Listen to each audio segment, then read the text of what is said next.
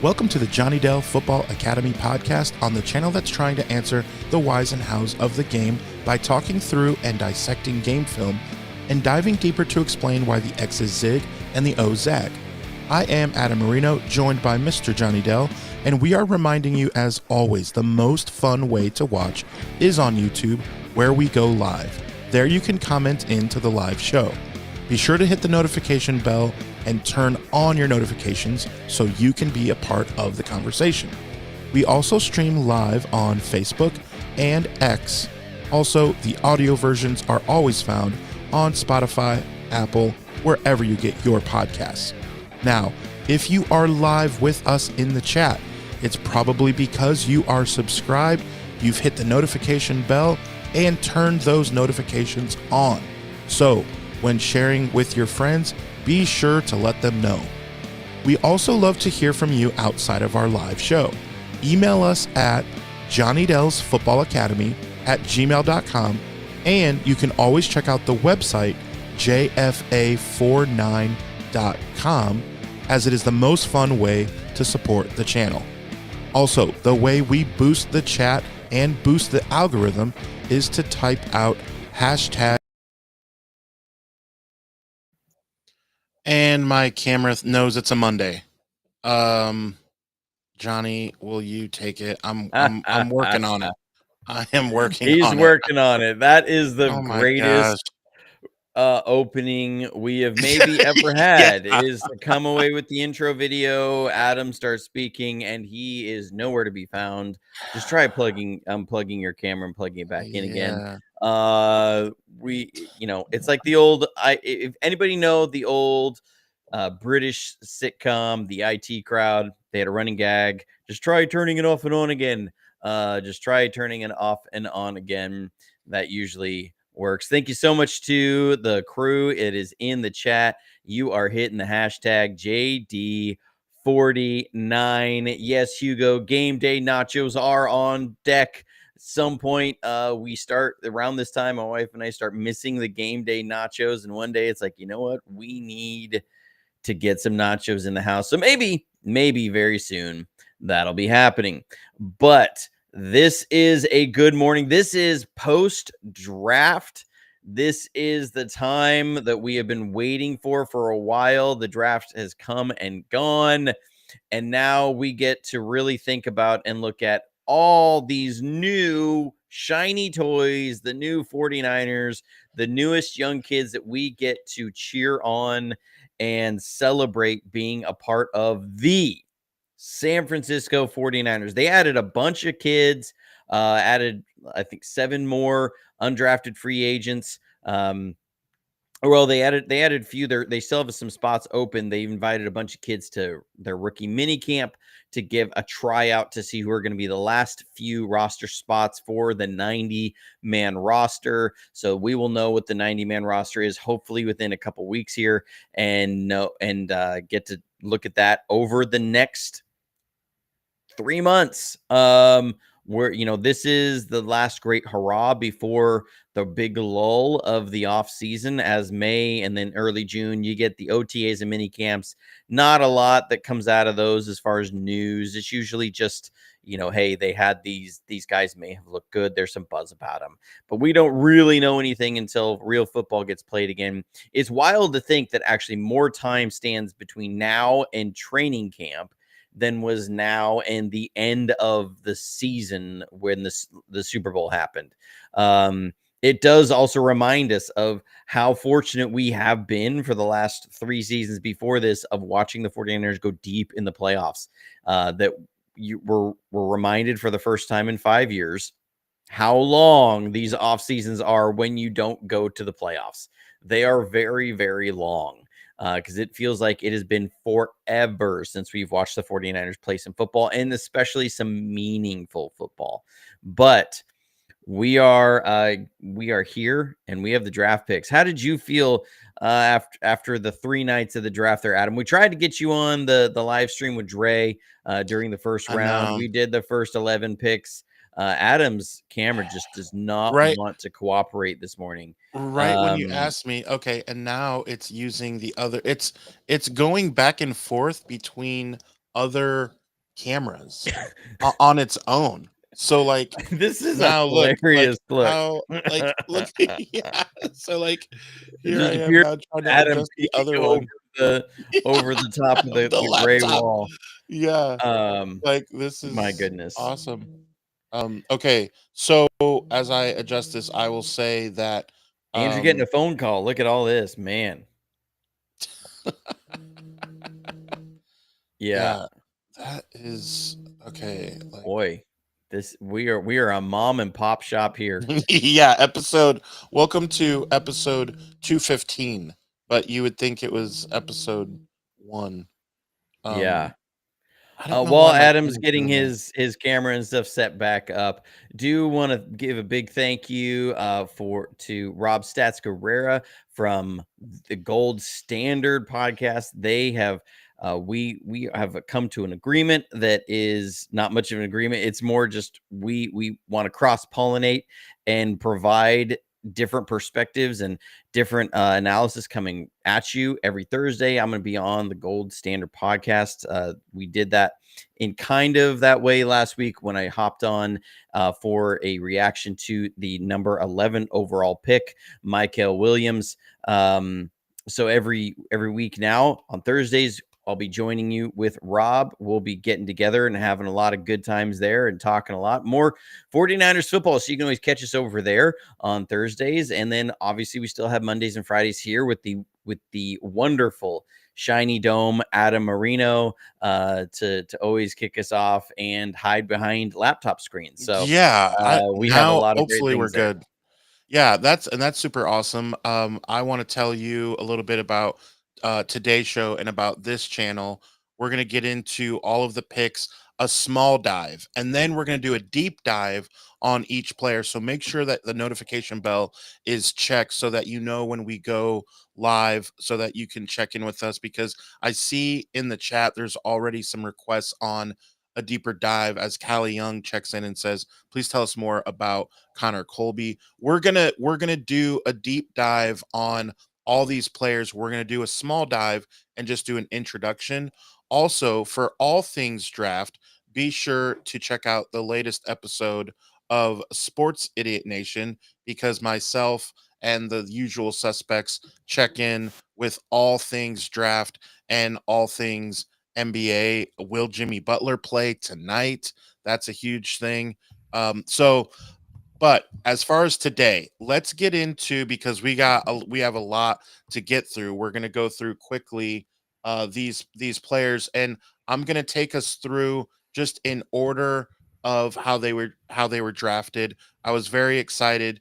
The 11th overall pick, Michael Williams. Let's talk a little bit about him. Played 3 seasons for Georgia and freshman All-American and SEC All-Freshman honors in 2022, named second team all SEC in both 23 and 24 over his career, 21 tackles for loss and 14 sacks. I'm pretty excited. What's your take on Michael Williams? And let us know in the chat as well.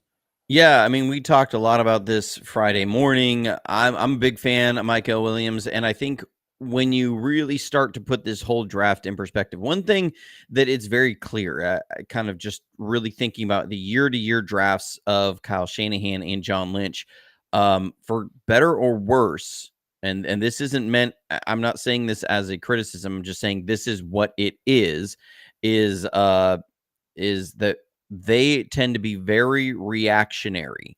Like whatever has gone really wrong the year before or what went really right the year before, they tend to very much course correct the next year and lean heavily into maybe their scars, you could say, or things that didn't go well. So if we look at like 2020, okay, Jimmy Garoppolo was not performing nearly what they expected him to from 2019. He was also injured most of the year. He had been injured in 2018. So what do? They course correct, go away from the pocket passer to a guy that can run, okay, and spend 3 first-round picks on a quarterback. So they very hard made a hard left course correct there. When you look at what happened out of the 2023 draft, which was a massive letdown, that It was a bunch of guys that they took flyers on that didn't necessarily have a lot of playing experience and had a lot of upside. And suddenly they then, the next draft all guys who start a lot of games and play a lot of football. And that goes very well for them in that draft class. This year, the team as a whole really struggled stopping the run. I mean, that was a serious problem. We had talked about it, and people were trying to excuse it with different metrics of, they're not this bad against the run. Actually, they were really that bad against the run. And so it was causing so many problems on defense. And so what do? They went into this draft saying, we are going to stop the run. So every defensive line player that they picked has, first and foremost, was a premier run defender. That was like quality number one on in their evaluation. And so when we get to Michael Williams, we're talking the best run defender off the edge in college. So that was priority number 1, 2, 3, and 4, and then pass rush is priority number 5. Whether you agree with that or not, or whatever you think about that strategy, that is obviously what their strategy is. They've reacted very strongly to what they had last year and said that is not going to happen this year. And so we'll see as this season comes along how that comes around. There was a lot of players that I think like, for example, Darius Alexander. I was really high on him. They went with Alfred Collins instead. I understand why they went that direction. That is a massive human being and a massive guy to plug up the middle. When you start talking about Michael Williams and Nick Bosa, keeping those edges contained, and then Alfred Collins with his massive body in the middle, they are saying we are not going to let Fred Warner get touched. Like that is what we're doing. We are not letting Fred or possibly Nick Martin or D Winters have to fight through a bunch of traffic. We are stopping this. And I had mentioned it very early on in the season last year, if you remember this. I said teams are going to continue, because I watched, it was after the Rams game. I watched them run duo literally 5 times in one drive that ended up costing us that game, where they didn't even change the play. It was the exact same play. And every time they got 6 or 7 or 8 yards. Like they ran it. That's what they were getting.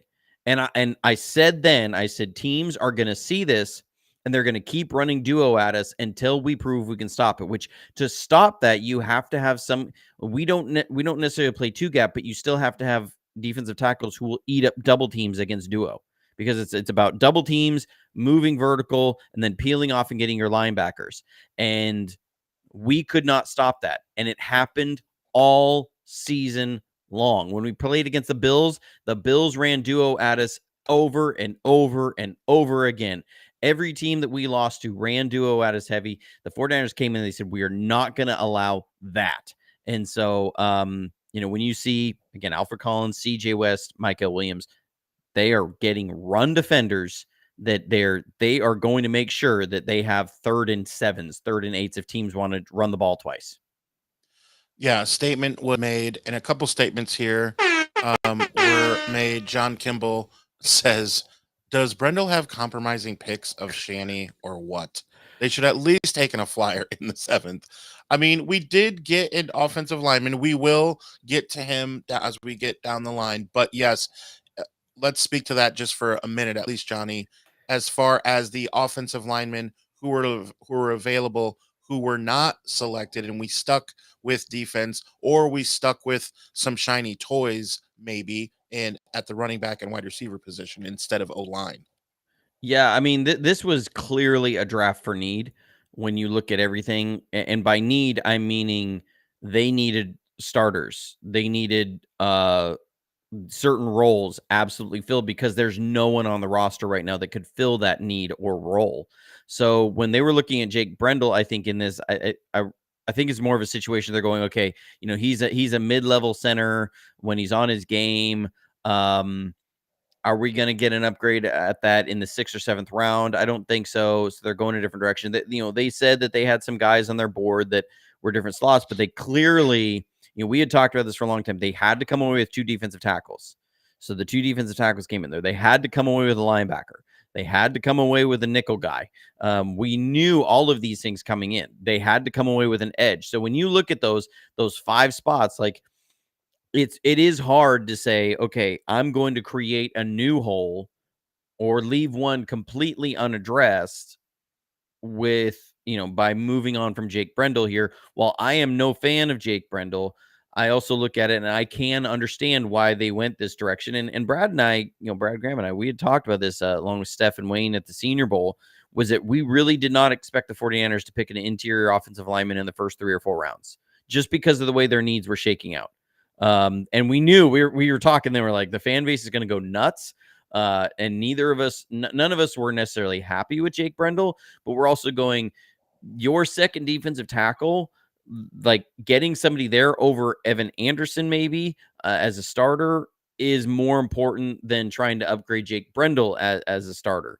I think you're going to get more bang for your buck in a 3rd rounder or 4th rounder for that than you are with trying to replace Jake Brendel. And so I think that's where they were waiting everything, is you had to get starters. And so it was, we are going to get a starter for this. We're going to get a starter for that. And once they had those needs met, it was, we're going to look at everything else. So, they didn't go best player available to me. Like when you take that approach to a draft, they did not do that. They generally don't. That's why they tend to have guys that are listed as reaches in a lot of different ways. Dre Greenlaw was considered a reach, though. He was considered a reach by like 50 spots. Deebo Samuel was considered a reach but then on the other side, like guys like Cam Latu were definitely considered a reach. So that's what they do. They have their board that tends to not match up the national boards really much at all. Outside of the first round, their boards do not tend to match everybody else's. They have their criteria. And again, when you're looking at a team, though, that has been in 2 Super Bowls and 2 other NFC championship games, it's hard to argue that way hasn't always really worked out. Now, when you look at their early 1st, 2nd, and 3rd round pick history, it's not always the best. But Fred Warner was considered a reach at that time, and he's a phenomenal player. They have to trust their process. They have to trust their system, and it served well for the most part for them. There have been times it doesn't. So that's just the way it goes.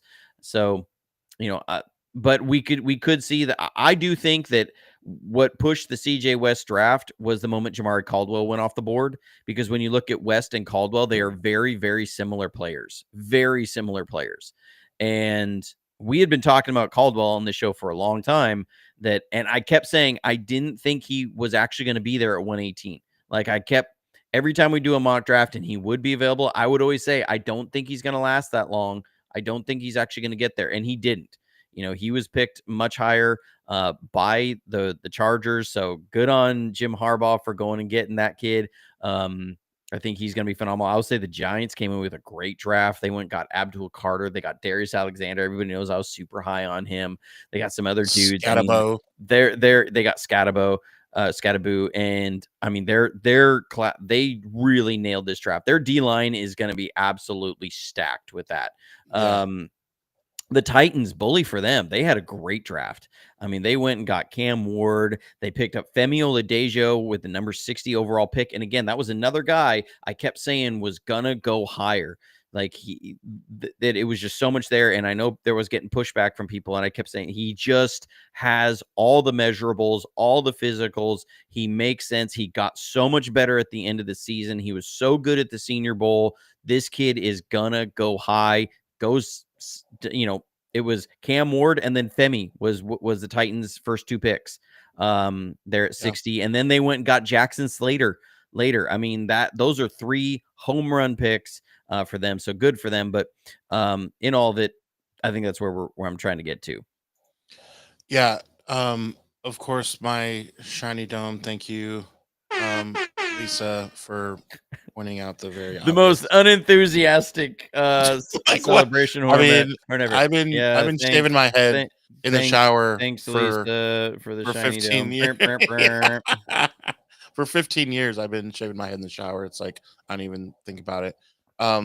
Okay, let's keep it pushing. As you talked about the the defensive line, and I'm excited for some of these guys as we look at. We talked about Alfred Collins, the D line from Texas, played 5 seasons. So I do like that as far as, and he played not at Corpus Christi, still catching strays. He played at Texas, a large school you may have heard of from a rather large state, and played well over his career. 142 tackles, 18 tackles for loss, over 7 sacks. Um, I'm just excited for him because at that pick 43 overall, right? Like he is meant to be like the guy, right? I mean, what you're gonna get is you're gonna get like a Haloti Nada run stuffer. I mean, that's what he's gonna be. He's not gonna have Haloti Nada pass rush, but you're meaning a guy that you put in the middle or Tony Siragusa, who is just gonna eat up the entire middle of the field. Now, what I was expecting a little bit more from a second round pick was a little bit more pass rush upside. That's why Darius Alexander was so high on my list, because I felt he was a penetrating defensive tackle who would bring a lot to the pass rush. They're pretty much. I mean, I think they're only like 6 months apart in age, but no, they went very heavy towards the run defense. So I mean, Alfred Collins isn't going to come out, and he's not going to come out and bring you a ton of juice in the pass rush. He's pretty much got a bull rush. Like that's it. He's not going to be playing a spy kind of defensive tackle spy, which we kind of do sometimes. Like he's not going to be that kind of a guy. He's gonna just be a run stuffer and eat up the middle and then bull rush and try and move the pocket.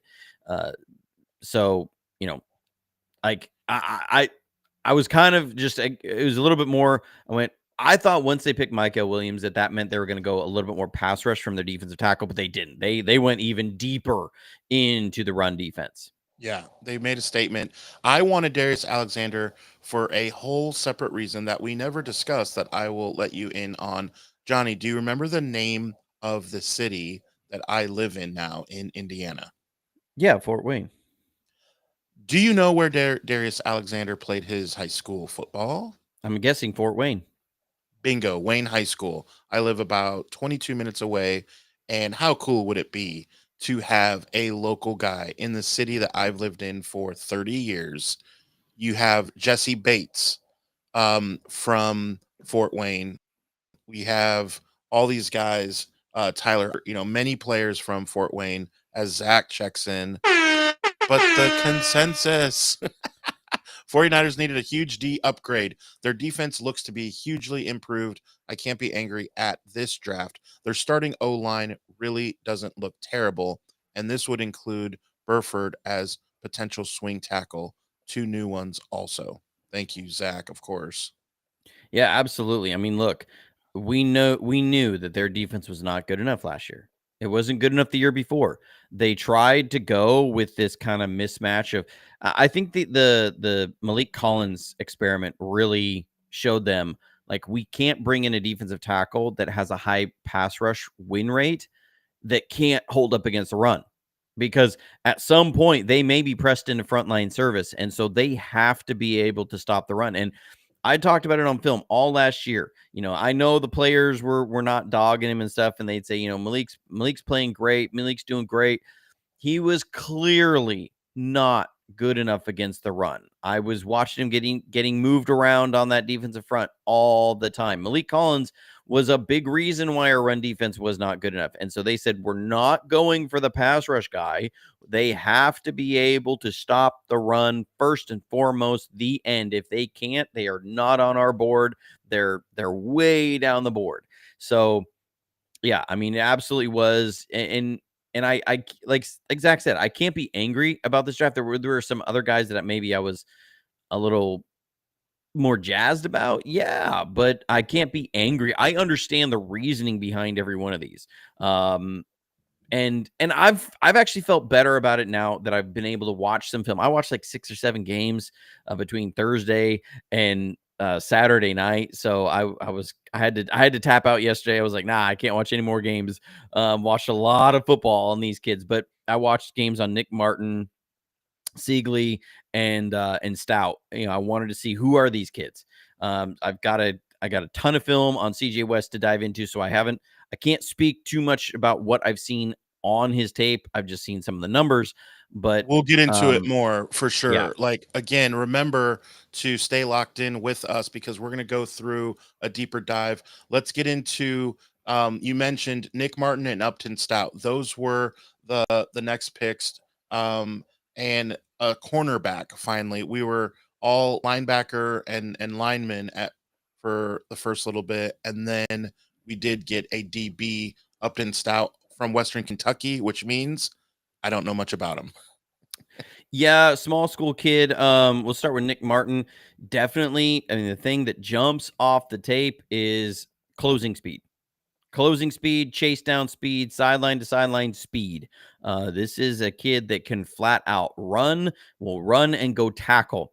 There was a clip from 2023 that showed up of him running down Xavier Worthy. I will say, there was one play.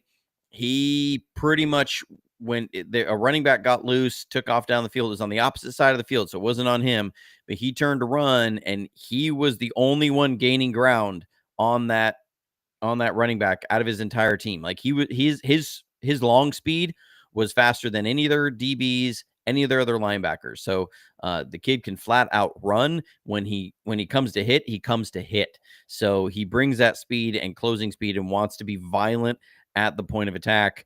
He had an MCL injury. It did not require surgery. Most likely, we had talked about this with Coach Desi, but when Brandon Ayuk got hurt, that an MCL, a lot of times what happens is they'll let it scar tissue over and then rehab that out. So that scar tissue will form up on the MCL to reinforce it, and then they rehab the tightness that gets in there out, and then guys work through it that way. It does take a while to come back, not nearly as long as a tear or anything, or well, it is a form of a tear, but I will say like an ACL tear. And then it's usually just a rehab injury back. The only question is, okay, is this now going to be something that has some higher likelihood of re-aggravation? We've seen that with Elijah Mitchell. Elijah Mitchell's had like 4 MCL sprains by this point. So we'll have to see about that. Hopefully not. Of course, Dre Greenlaw just had a quad strain that he went to the Broncos, and is already just in their off-season program, has already pulled something. So, that's why one reason they were okay with Dre Greenlaw kind of leaving. They weren't super okay with it. They did try and keep him, but we had talked about that. The guy missed 40% of his games, and we're seeing that already. But Nick Martin, I mean, just a chase down guy, can run, flat out run. That just over and over again. My only concern with Nick Martin is that where he played at Oklahoma State, they played against a lot of running quarterbacks. And so what he was tended to ask to do in coverage was spy the quarterback. And so you don't see him having to do a lot of sorting out numberings and pick up certain receivers that he's going to be asked to do in San Francisco. A lot of times it would be snap the ball. If it was a pass, he'd just stand there because his job was to spy the quarterback and then go chase him down. Makes sense of why they asked him to do that because of his skill set. But I just do have some questions about his abilities in coverage. Not saying that he can't. I just haven't seen a lot of examples of it. So it's a bit of an unknown. But that's also one reason why they go through the interviews. They put guys through their paces and see if they can understand this stuff. But just the reps aren't there on tape of really, dropping in coverage, picking up that number 3, coming across the field on the other side. But that's where D Winters kind of comes in. Where do they feel comfortable with him? Does he become your third down coverage linebacker? And that'll be a really interesting competition there now, I think, between Nick Martin and D Winters. Yeah, so excited to see how this plays out. Robert Saleh getting some good ingredients for his stew. Okay, next 2 guys are CJ West and Jordan Watkins. Upton Stout. I didn't talk about Upton Stout. A tiny bit you did, but yeah. So Upton Stout, small school kid from Western Kentucky. I put on the tape of them against Alabama. They got blown out 63-0. But I will say, and I told Adam this before the show kicked off, that when you watch that tape, the thing that really jumps out, and you kind of 30,000 feet range, look down on it, say Upton Stout was the only kid from Western Kentucky that belonged on that field with Alabama. That he absolutely looked like he belonged there with them. The rest of the team got absolutely manhandled.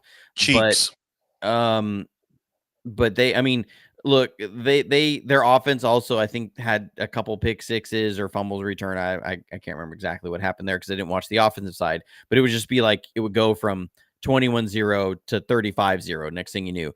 And you didn't watch the Alabama's offense score some points, but also they didn't have anybody who could catch Jalen Milroe once he got out in the open field. If it wasn't Upton Stout, if he was on the other side of the field and Jalen Milroe got loose, the others, the other 60% of the field had no way of even catching him once he got out in the open. So he would take off. Now I will say he ran down one of Alabama's running backs from the opposite side of the field. He was the slot corner away from the run, and he was coming on a blitz, and the running back took off, and he turned off and chased him down. He nearly got him before he got to the end zone. I know that people are going to be like, well, the other guy still scored a touchdown, but he ran him down within 35 yards, and he was coming from the opposite side.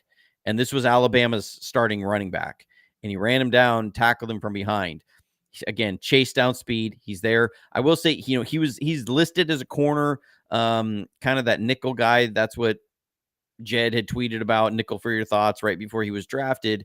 He's a very versatile DB. He played outside, he played slot, he played safety. So, they moved him around a lot at Western Kentucky where he was. That he was not afraid to stick his nose in there against the run game. Got a bunch of clips of him getting in there, making tackles, taking on wide receivers, shedding blocks, getting in on tackles. So he's not afraid to get in there, stick his nose in the run game. He didn't blink. Like that's one thing that you really do have to admire, is that from when it was 45-0, I think is what it was, or 44-0, whatever, he was still flying around, going in there, trying to make tackles, putting his body on the line, coming in, making a tackle for loss. Like, kid did not blink at all. The fact that he was in Tuscaloosa playing against Alabama from a small school and they're getting blown out, didn't blink. He knew, you could just see it. Like, he still was flying, doing his job, knew he belonged on that field. So that really does, give me a lot of confidence there with Upton Stout. CJ West, I'd kind of touched on him a little bit. Haven't watched the tape, can't give us a lot of info on him. Jordan Watkins, I think the biggest thing is this kid can fly. He can straight out move, and so there's a lot of upside there. Return game too. Yeah, possibly. and so I've got a bunch of his tape loaded up, ready to go. And we'll be diving into that soon. Jordan James, same thing. I got a bunch of his tape in the chute, ready to go. Gonna watch through a lot of it. There's just a lot to get through. I watched some Marquez Siegley. That was somebody else I went to. I was kind of going through who I had the fewest amount of games on. Nick Martin and Siegley and Stout were the three guys that I had the fewest games on. So I turned on Marcus Siegley's tape, and again, very versatile defensive back. That's what you see with both of Upton Stout and Siegley, is that they were versatile backs. He played primarily at safety, but he also played slot. He played a lot of slot. It was hard to find him on the field. I would have to sit there and rewind back because their camera guy on the all 22 is way zoomed out, and so it was really hard to tell who was who on the field. And I would be sitting there searching for him because you didn't know if he was going to be left safety, right safety, nickel, sometimes outside guy. So very versatile run defensive back. When it says safety, I think the closest thing I can really put this to, in thinking back through the 49ers drafts, he reminds me of Tarvarius Moore. If everybody remembers Tarvarius Moore, if you weren't watching the 49ers around that time, that was 2018. They drafted a kid, Tarvarius Moore, super fast, 4.33 40, I want to say. Siegley is 4.37. So, I mean, we're talking 0.04 seconds difference in their 40 times. He was a tall, lengthy safety that they had come in and play corner the first year, and then he moved to safety, and then he would play. He was somebody that when Jimmy Ward started to play a lot more slot, they would bring Tarvarius Moore in. And then the next year he left and they brought in Talanoa Hufanga. But Moore was this super rangy, very versatile safety that could play man, could play zone, that brought a lot of speed to the back end. And that's what Siegley reminds me of, is that same sort of role. They want a guy who can play outside, can play nickel, can play safety, can be an all-around, fill a bunch of roster spots in one kid, and has that just the measurables to do all of those things that you can really use as a chess piece. And one thing I do like about him, he's aggressive in coming up and filling against the run. Now, there are some missed tackles there. Saw some that were pretty rough to watch, but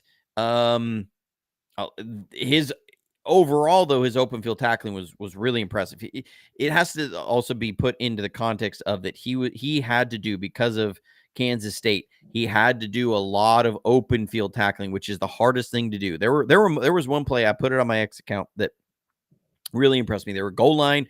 It was like, I think the ball was at the 7 or 8 yard line. He's lined up over the tight end. Right before the snap, he shoots out to go be a cover two safety, right? So he shoots out to help over the top of the receiver lined up way outside. It's a run off to his side. Again, he stops, comes back, and makes a tackle to stop the running back at the 1 yard line. Like that is way harder than we can even like really truly appreciate, of what he's having to do of flying out there, recognize run, then come back in and fill at the goal line. That's real tough work. Other times, just coming in from that deep safety, coming down and filling and making open field tackles. So there's some real good promise there. Some really good promise there. I can see why they liked him. Yeah, I want to mention before we get into Rourke, Colby, and Bergen, I want to mention about CJ West, because I live in the state of Indiana. I am not an IU football fan by any means, but my best friend, who I do Sports Idiot Nation with, he was the film coordinator there when he was in college and knows all about the football team, tells me every year how bad they're going to be or how good they're going to be. And he did tell me, he said, no joke, watch out for them this year. And I rolled my eyes. And they play all their way into the college football playoff. And it was remarkable. And I watched every single game, and I got to know the name CJ West immediately, because the defense was so much better than what Indiana football is used to having. And his name is mentioned about 47 times per game. If you go back and watch the telecasts, CJ West's name is all over the place. So when he got drafted, I was so excited, because I know this dude's played in the Big Ten and got his name mentioned. And I mean, it's just really fun to see. I know Johnny's not as familiar with them, and I'm excited for you to, because I want to know, as you dive in and look at his footwork and look at some of the things that he does. And like I said, we will dive deeper into these players, so be sure to hit the notification bell. Let's move on to, speaking of Indiana football. And we joked before the show that you didn't know what IU was. It has IU right on their helmet, No, by no, the no. way. I didn't say I didn't know what IU was. I wasn't sure which one you were talking about. Like, because when I If hear it was IU, I'm Illinois thinking or like Iowa. Iowa University or Illinois. But to be fair, IU is on their helmet, and Illinois, it's Yeah, but not, and Iowa, it's not. I don't watch The Big Indiana Ten, no, football. I don't watch hey, they Indiana. I'm in the SEC, man. We ain't they got a were a need top to 12 watch team. anybody else. Hey, So did okay, Alabama all make the that college football look, playoff? look, look, look, Oh, look. Look, Where's I'm Cameron just Latu? saying, I'm just saying, bro, you Oh, hitting Johnny below getting the waist, strays. hitting Yeah. below the waist here, Adam. Look, I'm just saying, once you watch the SEC, everybody else just looks like Pee Wee. So, just Yeah. Although they made the freaking playoff. Okay. hey, But I'm just saying. No, now, I've got I think 12 or 13 games from CJ West in the shoot. So, yeah, I'm I'm excited to jump excited. into the tape. I'm seeing a lot of DJ Jones comparisons. I will say his body type does not say DJ Jones comparison just because DJ Jones was like 30 pounds lighter. So, he's definitely a much bigger body guy. I do like the amount of pressures, so I'm looking forward to that, of seeing that. Okay, so maybe there's more. I didn't think he had as much pass rush there with him until seeing the pressures, and so again, I'm gonna dive into the tape on it and see what we're thinking. So, kind of going back to this, what Kali says, and that's something we found out right after the draft ended and after the press conference ended, was that Malik Mustafa had a partially torn ACL.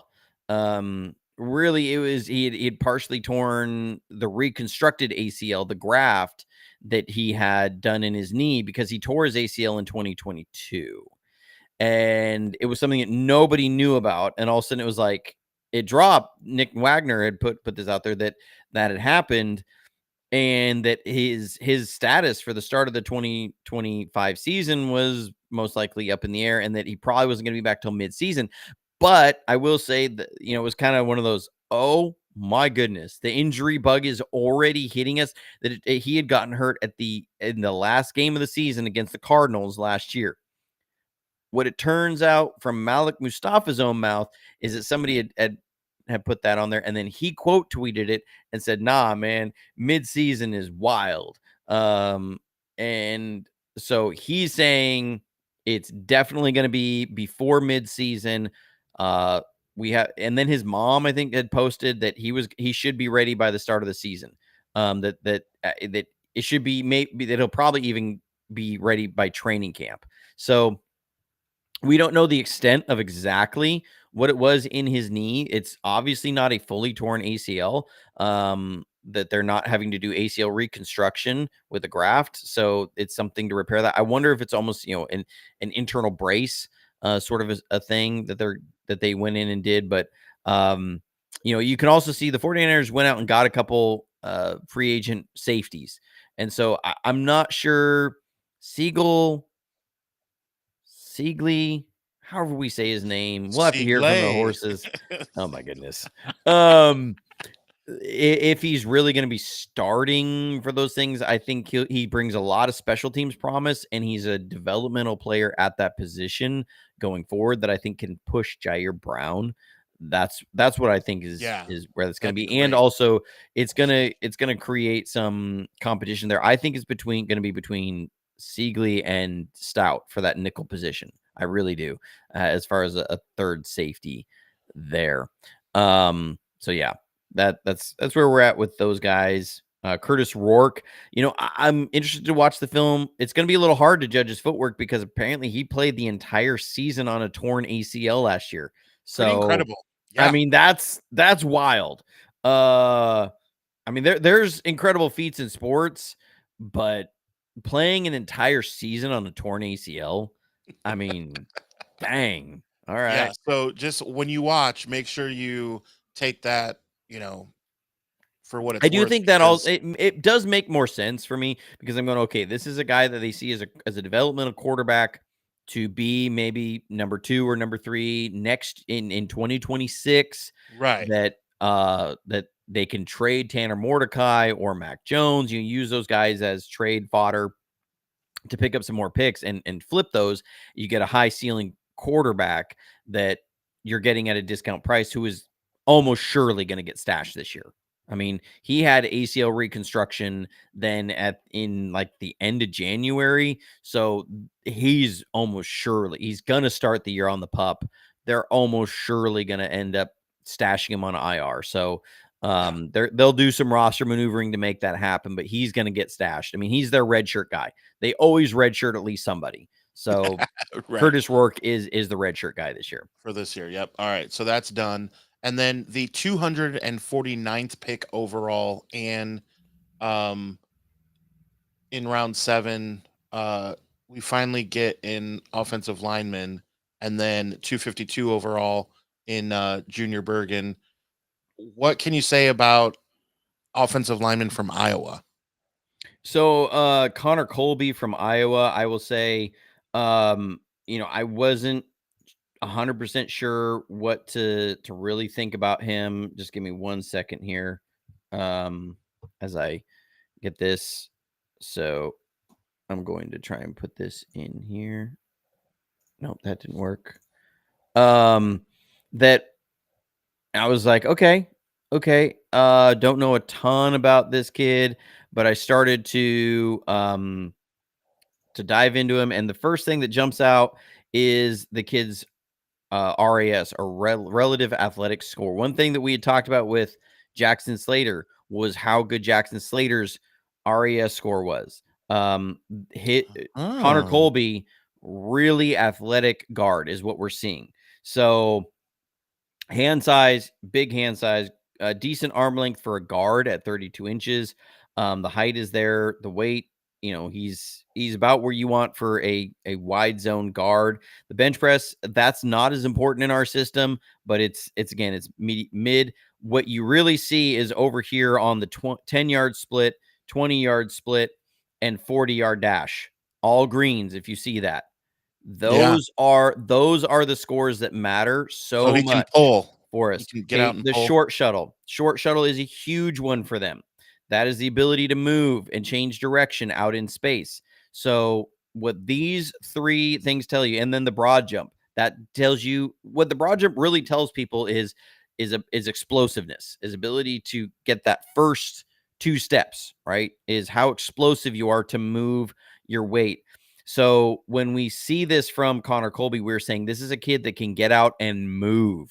He's got great movement skills Yeah. for being a guard. When you're looking at the 20-yard split, 10-yard split, short shuttle, broad jump, those are all A+ measurables for an interior offensive lineman for the 49ers. So that's what they're looking at. This kid can get out and move, which is the number one most important thing. That's why they like Jake Brendel. Jake Brendel's got the same arm length, 32 inches. He's got the exact same arm. Actually, I think Jake Brendel's a little bit shorter. I think it's 31 and 3/4. He's got short arms, is what Chris Furster's always said. But he's like, he's a really twitchy guy who can get out there and move and get up to the second level. Yeah. And so that's what they've always valued with Jake Brendel. And we saw that with Dominic Pooney. He's got those things in really good measurables. Colton McKivitz, not McKivitz, Colton McKivitz, and then before him, Mike McGlinchey, Trent Williams. These are all the things that those guys. The one guy that didn't have a lot of that was Aaron Banks, and they were constantly trying to get him to cut weight so that he could get better at these. And then they let him go in free agency. Ben Barch, what we see is he's got good movement skills. So when you look at Connor Colby, he's got the requisite movement skills that you want to see. Super athletic, super twitchy, and able to get up to the second level. He's got a lot of work to do in the refinement of being now an NFL guard, but you see the movement skills are there. That is the number one most important. So I'm really intrigued by this pick, Connor Colby, just because I'm such a fan of, in this system, in what we do, those movement skills are so important. Do we have something here? And so I've got a bunch of his games in the shoot. I'm going to watch it, see what it is. A lot of people are talking about him being a year one development guy.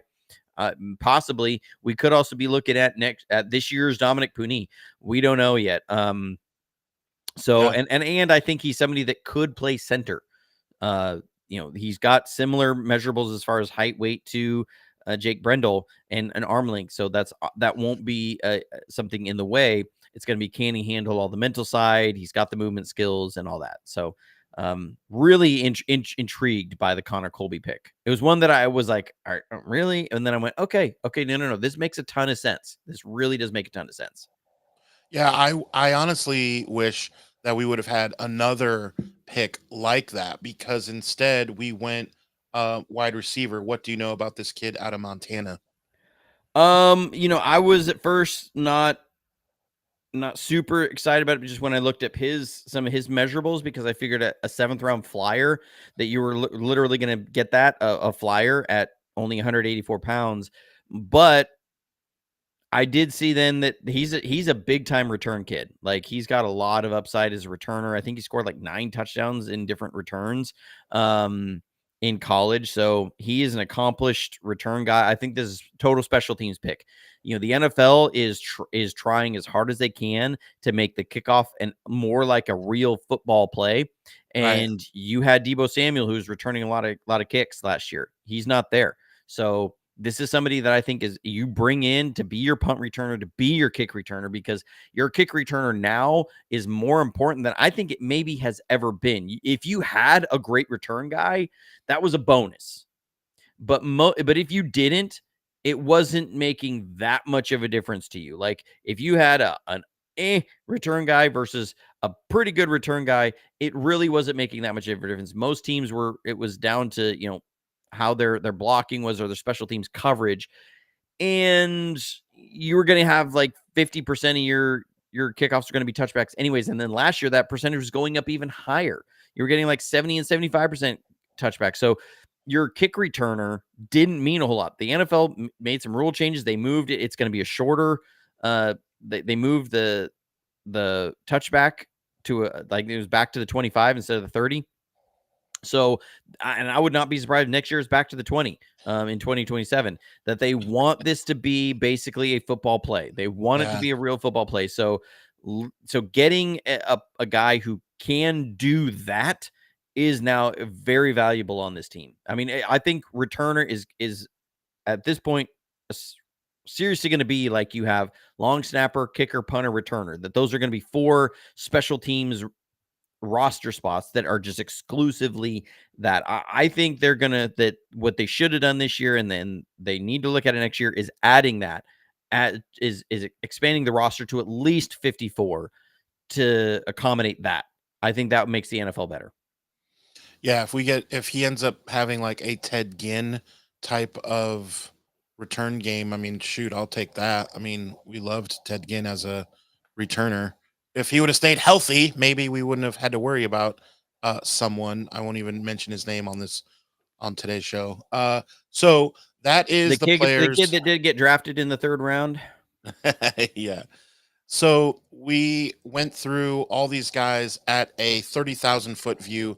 We will get into a like minute view Hey, soon. I will say though, not to toot my own horn here even more, but everybody heard me for weeks talk about Jaden Higgins, and who went out and got him early in the 2nd round. The Houston Texans went out and got Jaden Higgins, and then while later went and got his teammate Jalen Noel.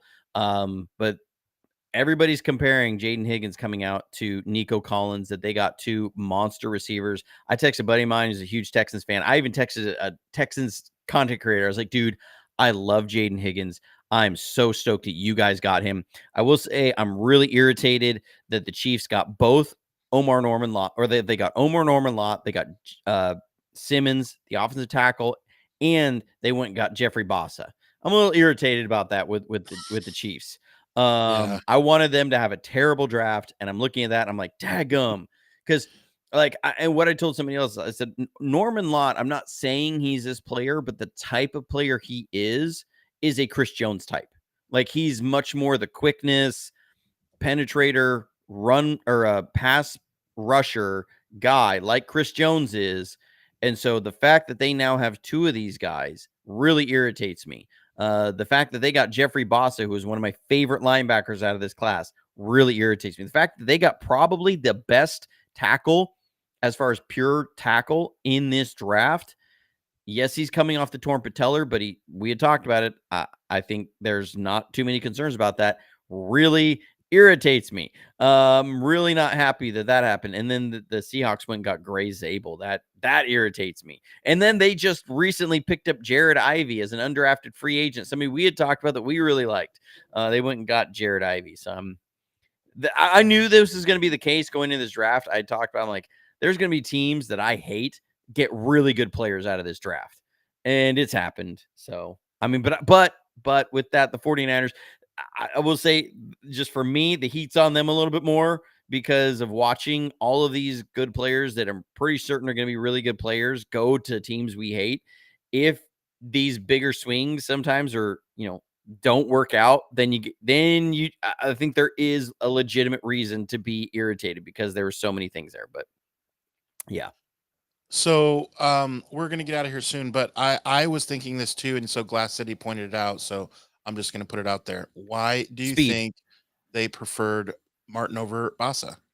It was speed. I mean, one, Martin was not playing behind two really good defensive tackles in Jamari Caldwell and and 55. His mom died the night he got drafted. How crazy is that? I know. Yeah, and so, like, so with Jamari Caldwell or with Jeffrey Boss, you can say, okay, he's playing behind some really good defensive tackles. Two, when you look at their 40-yard dash times, that Jeffrey Bossa was a good 10th of a second slower. So, Nick Martin has rare speed for a linebacker. It's not just we like these guys who can do this. This is rare speed. I mean, I think his 40 time was almost 2/10 faster than Fred Warner's. So, uh, it's up there. He's not that far off behind. He's closer to Patrick Willis than Fred Warner is to Nick Martin. So, he's got speed, and that was the difference. Is that Jeffrey Boss, I think, was like a 4.68 with his 40, whereas Nick Martin's a 4.35. That's a big difference. I mean, that makes that. So I think that's what was the tipping point. Nick Martin only fell because of the MCL injury. If he was not coming off of that MCL injury, we're talking maybe early second of Nick Martin as a linebacker, maybe even the end of the first round. Like, you're looking at him and like Jahad Campbell are the two guys that I think off-ball linebackers, maybe Schwessinger, that are, as far as ability to run and tackle and all that. So, Nick Martin was not just a, he's an okay linebacker. Like, his pedigree was really, really good. The biggest thing is the coming off that MCL. Yeah. So again, like I mentioned, be sure to hit the notification bell so that you can be updated when we go live, because we're going to really go over the whys and hows of these guys getting drafted, which is what this channel is all about. It is why you are here, to go over the whys and hows. So this was a bit of an introductory type of show, but these next upcoming shows are going to be super dynamic in that Johnny's going to go to town on all of this film. It's like being in church. We say that all the time. The chat gets super quiet when Johnny has the film, because everyone's like this. We're all just locked in, like, and the chat gets like super quiet. I love that. And also, I'm gonna do like the edited videos like I do for the reviews each week. I'm gonna do that on most of our draft picks. I might combine a couple into one video, just if there's not enough film there to really, do everything. Because, again, when you're talking about some of these guys, it's a slot guy. Okay, if it's a run away from them, they're not involved in that play. There's nothing to show. If it's a pass play and there's not even a receiver in their area, there's nothing really to show there. If it's a play, like, for example, Nick Martin, he's spying the quarterback and he drops back and he throws a hitch off to the right side. There's nothing to show there. If he lines up, sometimes he was coming up and playing on the line opposite, and they run a wide receiver screen. So there's only so many clips to actually get like any sort of nuggets from. There's a lot of clips that don't have any meat on the bone. So I might combine some of those players into one, but there will be, full production videos on every single draft pick we have. I've already got people asking me about the undrafted free agents, and I'm like, I literally have like 40 or 45 games to get through right now. Maybe Yeah. even more. I didn't even add them up. I was literally just downloading like 10 and 12 games at a time to really dive deep. Some of the guys, I'd watch some of their tape, like Alfred Collins. I'd watch Texas, and I'd watch, because I was watching Makuba and I was watching Collins a little bit and some of the other guys. Now it's going to be okay. I'm laser focused in on Alfred Collins. So, Love you it. know, there's a lot to get through. We appreciate all the work that you do for sure. It's why we love the channel. Be sure to take your phone and show it to Niner fans. Be sure for all things draft, all things NBA playoffs, and just crazy stories. Sports Idiot Nation. New episodes are every Monday and Thursday, so catch me there. In the meantime and in between time, stay safe, stay healthy, and as always, go Niners.